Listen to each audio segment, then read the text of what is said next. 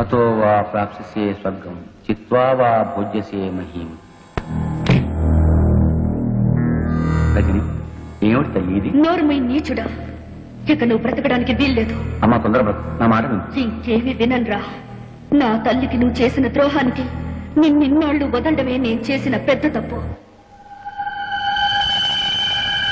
నన్ను క్షమించమని కాలు పట్టుకుంటా, నన్ను క్షమించు. నిన్ను నేను కాదురా, ఆ భగవంతుడే క్షమించాలి. భగవంతుడా, ఈయన్ని క్షమిస్తావా? వినపడ్డం లేదంట. నీ దగ్గరికే పంపిస్తాను, నువ్వే క్షమించు.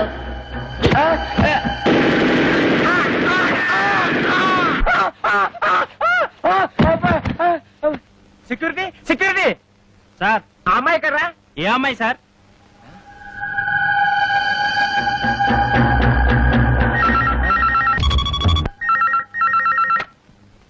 హలో, నేను నాన్న రజనీని. నీకు 1,00,000 సార్లు చెప్పాను నన్ను నాన్న అని పిలవద్దని. జన్మనిచ్చిన వాణ్ణి తండ్రి అని పిలవకుండా త్రాష్టుడాన్ని ఎలా పిలమంటావు నాన్న? రజని, నీతో ఒక విషయం సీరియస్ గా మాట్లాడాలి. రేపు పొద్దున 10ంటికి గెస్ట్ హౌస్కి రా. అలాగే వచ్చేటప్పుడు నేను మీ అమ్మ కలిసి దిగిన ఫొటోస్ నెగటివ్స్ పట్రా. అలాగే.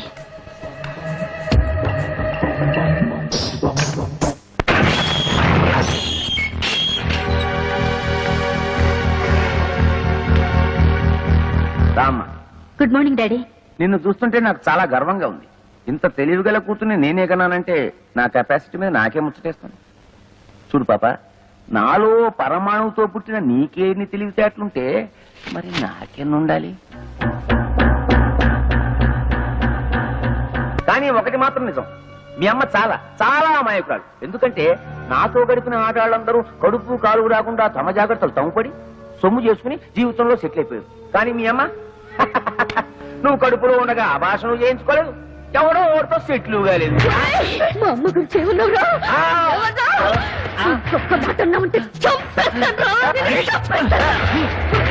ఎందుకు ఆవేశపడతారు? ఎప్పుడు ఆవేశపడాలో అప్పుడు ఆవేశపడాలి. చూడమ్మా రజని, నీ దగ్గర ఉన్న మా పెళ్లి ఫోటోలు నాకు ఇచ్చేయి. నాకు సాక్ష్యాలు మిగల్చడం అంటే మహాశయం. నా దగ్గర లేవు. మా అమ్మగా ఇచ్చేయి. లేవు. ఇచ్చేయమంటున్నానా? లేవంటుంటే ఇప్పుడు ఆవేశపడాలరా? లేవని చెప్పాను కదా. ఈ ఫోన్ నాకు డాడీ. హలో, నేను రజనిని. పోలీస్ స్టేషన్ దగ్గర నుంచేగా. ఒకవేళ 10 నిమిషాల్లో నేను రాకపోతే ఆ ఫోటోలు లెటర్లు విలేకరులకు ఇచ్చేయి. మా అమ్మ ఎంపీ గారు పెళ్లి చేసుకున్న ఫోటోలు రేపు పేపర్లో వచ్చేస్తాయి. అలాగే. ఏం లేదు డాడీ, నువ్వు ఇలాంటి వెధవ పని చేస్తావని తెలిసే నా అరేంజ్మెంట్ నేను చేసుకున్నాను. హలో బాబా, నేను చిట్టిని. ఇందాకోసారి ఫోన్ చేస్తే అమ్మాయి ఎత్తింది. ఎవరది? ఇష్టం వచ్చినట్టు మాట్లాడింది. ఏంటో ఫోటోలు, పోలీస్ స్టేషన్, విలేకరులు, ఒక్క ముక్క అర్థమై చాలేదు బావా. Hello hello. అమ్మా అమ్మా అమ్మా, తలుపుతీ అమ్మా, నేను నీ దగ్గర పడుకుంటాను.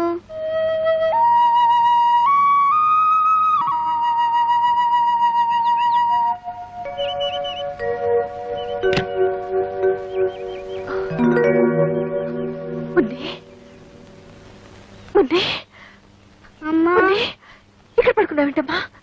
ఎప్పుడొచ్చా? రాత్రే వచ్చాను. ఎంతసేపు కొట్టినా నువ్వు తలుపు తీనే లేదు. నా మీద కోపమా? లేదమ్మా, లేదు. లోపలికి వెళ్తారా? మనిషి నాక రోషం ఉండాలి. వంట చేసేటప్పుడు కాస్త ఉప్పు ఎక్కువ వేసుకో. అమ్మా అమ్మా, నన్ను వదిలు.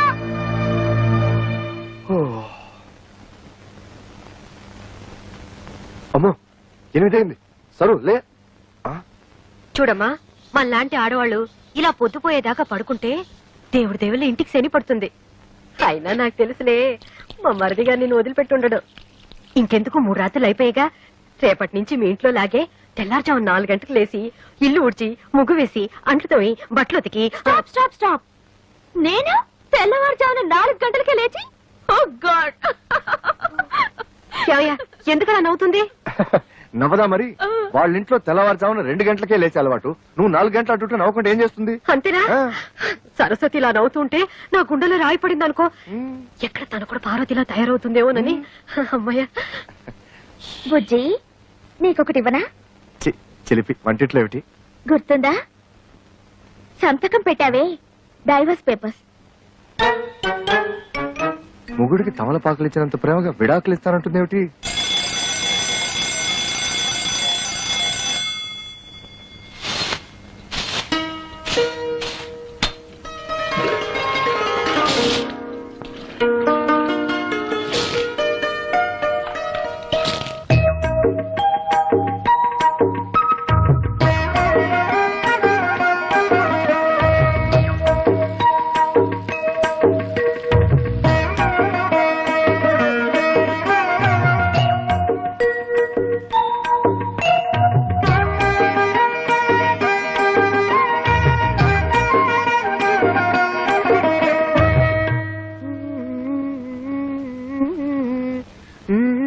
सबसे पहले सुनिए सविता साथी की आवाज में గదో హిందీ అర్థం అవదు చావదు.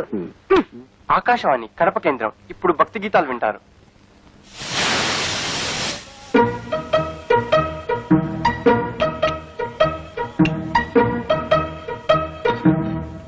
చూసా వదిన, నీ చెల్లెలు చేసిన పని.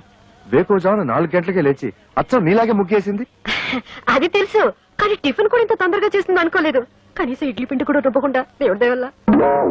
అదే అదే సరస్వతి స్పెషాలిటీ, ఇన్స్టెంట్ ఇడ్లీ.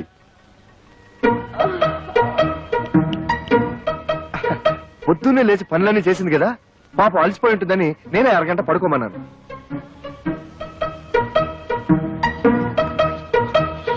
అబ్బబ్బా, దీని శుభ్రంతో చచ్చిపోతున్నాను వదిన. 1 గంట పడుకున్నా సరే మళ్ళీ పడుకోవాలా? అలాగే ఉండాలి. అమ్మయ్య, దేవుడి దయ వల్ల ఇన్నాళ్ళకి ఈ ఇంటిని నన్ను అర్థం చేసుకునే అమ్మాయి వచ్చింది. నాకు చాలా ఆనందంగా ఉంది. బుజ్జి ఆ? అదిరిందోయ్. అచ్చం బాబాయ్ హోటల్ నుంచి తెప్పించుకుని తింటున్నట్టుంది.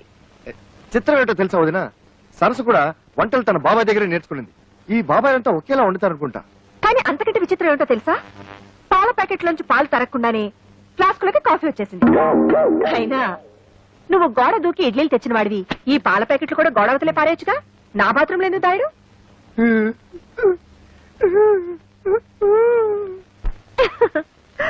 ఏదో ఒకటి.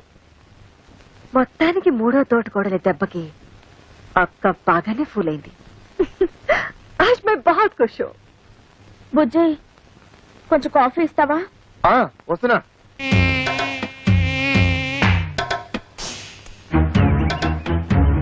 నేను ఇంట్లో నుంచి బయటికి రావడం ఇదే మొదటిసారి. నేను అంతే.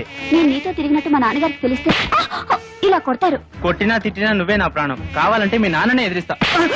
దీనికి ఎందుకు కొట్టడం? ఊరికే అన్నానులే. నేనేమన్నా కొట్టావు? నాకేం భయలేదు. ఎందుకు కొట్టావు? నేను కొట్టానా? నేను కొట్టానా? నేను కొట్టానా? నువ్వు కొట్టలేదు నేను కొట్టా. నీకోసం ఎంతో కష్టపడి ఐస్ క్రీమ్ తీసుకొచ్చా, తిను. నేనంటే ఎంత ప్రేమండి.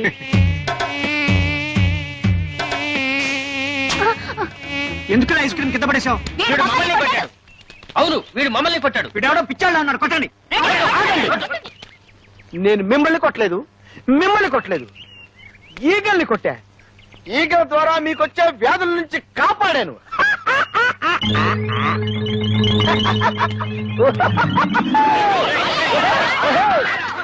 నమస్కారం అండి అయ్యగారు. రావయ్యా. ఏ బాబు చదువుతున్నావా? అమ్మో, వీడితో పెట్టుకోకూడదు, బూతుల పంచాంగం విప్పుతాడు. తాతయ్యకి అప్పుడప్పుడు మనవరాళ్ళ మీద ప్రేమతో 500 రూపాయల చీరలు ప్రెజెంట్ చేయడం అలవాటు. నీకు ఇష్టం వచ్చిన చీర సెలెక్ట్ చేసుకో. ఓ 500 రూపాయల చీర నా మొహాన్ పడేయమని చెప్పండి చాలు. ఓ గాడ్, నచ్చినా నచ్చకపోయినా 500 రూపాయల చీరే తీసుకోవాలా? అది మీ ముగ్గురికి సమానంగా. ఓహో, కేంద్ర బడ్జెట్ అలా ఆదేశించిందా? ఏవయ్యా, ఆ 1000 రూపాయల చీరలు ఇటువు. సరు, ఇవేం బాలే కదూ? బానే ఉన్నాయి. బట్ సరు, తాతగారు 500 రూపాయలే ఇస్తారు, మిగిలిన 500 మీరివ్వండి. బాగుండదేమో.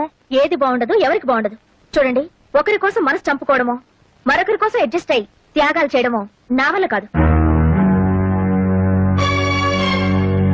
ఈ ఇంట్లో ఏదో తేడా వచ్చింది. కరెక్ట్ గా చెప్పావురా బక్క విధవా.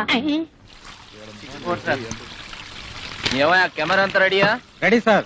ఎంపీ గారు మేకప్ వేసుకుంటున్నారు.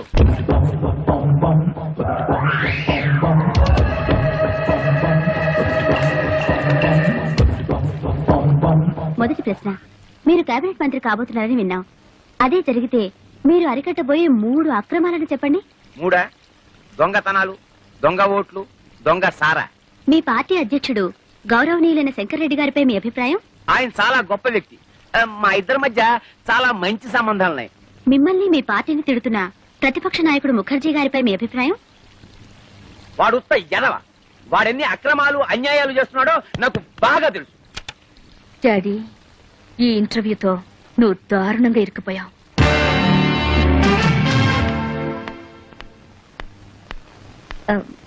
Good morning. Good morning. MP గారితో ఇంటర్వ్యూ చేశారు కదా, క్యాసెట్ రెడీ అయిందా? నేను ఎంపీ గారి పిఏని. నన్ను ఒకసారి చెక్ చేయమన్నారు. షూర్.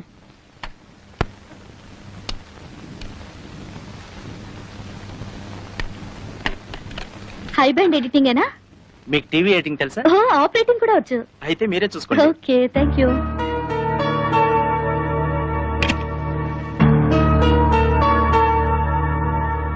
మీరు కేబినెట్ మంత్రి కాబోతున్నారని విన్నాం. అదే జరిగితే మీరు అరికట్టబోయే 3 అక్రమాలను చెప్పండి. 3 దొంగతనాలు, దొంగ ఓట్లు, దొంగ సారా.